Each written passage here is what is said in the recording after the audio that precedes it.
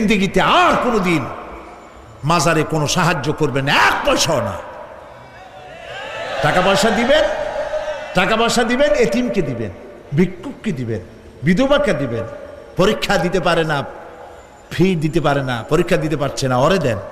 বাড়িতে চাল নাই, পানি পড়ে, ওরে দেন। অন্ধ মানুষকে দেন, লুলাকে দেন, এতিমখানায় দেন, মাদ্রাসায় দেন, টিউবওয়েল বানায় দেন যেখানে পানি নেই। এই সব কাজ করেন, সওয়াব হবে। সুবহানাল্লাহ। কোন মাজারে আজকের মাহফিলে যত লোক হাজির হয়েছেন, কোন মাজারে কোন টাকা পয়সা, আগরবাতি, মোমবাতি, চাদর জিন্দেগিতে দেবেন না। কারা দেবেন না? হাত উঁচু করে দেখান। আলহামদুলিল্লাহ। হাত নামা। এরপরে থামেন। এরপরে দেশে আজ অশ্লীলতার সয়লাব আমরা দেখতে পাচ্ছি। গতকালও আলোচনা করেছি।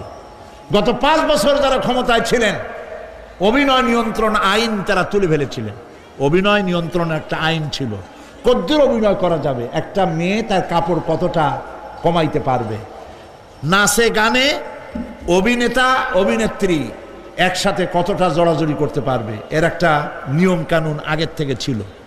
সেই নিয়ম কানুন ওই 5 বছরে তারা আইন পাশ করে নিয়ন্ত্রণ আইনটা তুলে দিয়েছে।